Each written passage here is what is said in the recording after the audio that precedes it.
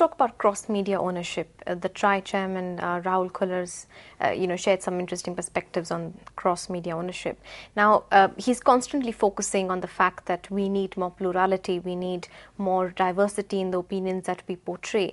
And with one media company owning a television channel, radio channel, and print, we are sort of jeopardizing that plurality. But given the fact that we have almost about 70,000 registered newspapers and over 500 television channels, don't you think we already have enough plurality, or do you feel otherwise? We definitely, it depends, what you mean by plurality. If you mean in terms of numbers, yes. But media is a classic long-tail business, right?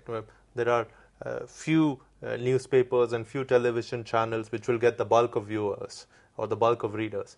And then there are thousands of them which will get some readers. There'll be these loyalists who read almost anything or watch almost anything. But that said, I don't know how well this can be enforced, right? Because there are already large conglomerates which are present across various media. And that's true in most parts of the world, right? How are you going to address that? The second thing is, I think it's also a very antiquated way of thinking to my mind, because the world has moved on, right? Most business is now digital. So there are publications which put out a magazine or put out a newspaper, but they also do a lot of videos on their website. Some of them run radio stations, right? Almost all of them have apps, so they're available on devices. Now that's cross-media, right? You don't need to own a television station to be cross-media, because at the end of the day, people don't watch a station anymore, right? People watch a program. People watch 3 minutes of it, a compelling video. Now that 3 minutes can be watched on a mobile phone, can be watched on YouTube, could be originating from a website which is not owned by a television station but by a newspaper. So what do you mean by cross-media? I think this definition might have worked in the 90s, right? But I don't think it works anymore. So this policy is one of those things that, to my mind, is outdated and dead even before it's born. Okay. Also, you mentioned something interesting. We're living in a different world. There is a social media dynamic that's come into play. And now, given the social media, we're talking about plurality and ownership, which seems a bit retrograde. Kullar stays quite categorical on this, says, no, social media has got nothing to do with policy making change or anything of that sort. Do you agree with that sentiment? No, it depends, because social media right now is a very, very urban phenomenon.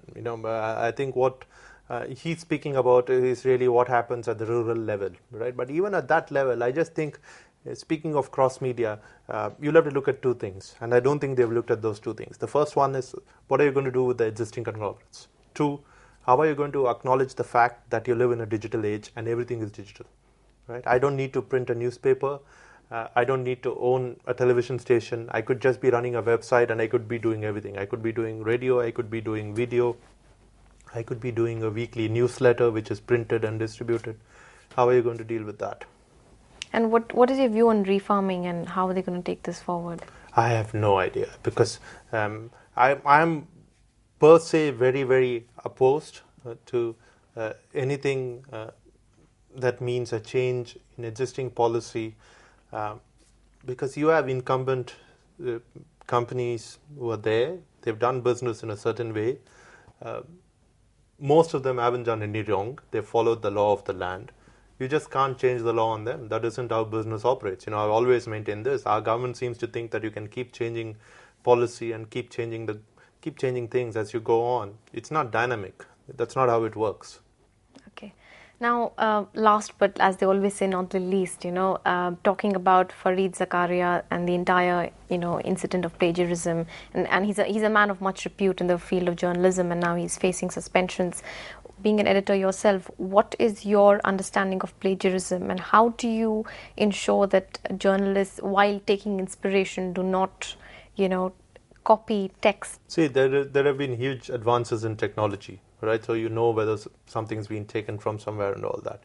But despite all that, if someone wants to do it, the chances of them getting caught are probably 2 out of 10, even in this day and age. So I hate being in this position as an editor, but I think at the end of the day, in many ways, you are at the mercy of your reporters and your writers, right? Because they have to do the right thing. So what we do in the Mint newsroom is we have a code of conduct. It's enforced very strictly. It's communicated very, very clearly. But if someone goes out and decides to pick up something from somewhere and use it, there are chances that it will go through. The unfortunate thing is there are also chances that it will get caught after the event, right? It would have been lovely to catch something before the event. I think he, as being the kind of person he is, probably knows the consequences of this, especially in a system as unforgiving as the American one. I'd like to think that the Indian system is far more forgiving because in India, I think everyone tends to look at the person who's committed the error also, whereas in the US, I think the higher the position or the more the stature of the individual, the more heinous the crime. Whereas in India, I think it's a converse relationship. So I think the response of all parties concerned, including the man himself, have been pretty good because he offered an unqualified apology. He didn't blame it on anything, right? He didn't blame it on a research assistant, for instance, which he could have so easily done. And the CNN and Time, which are the two media outlets concerned, were again exemplary in their response. They said they were suspending it for his columns for a month, and that they would take a call after a month. So that's where we are. Thanks a lot, Sukumar, for being with us on this show. I hope you all enjoyed the show. Stay tuned for more and see you next week. Thanks for watching.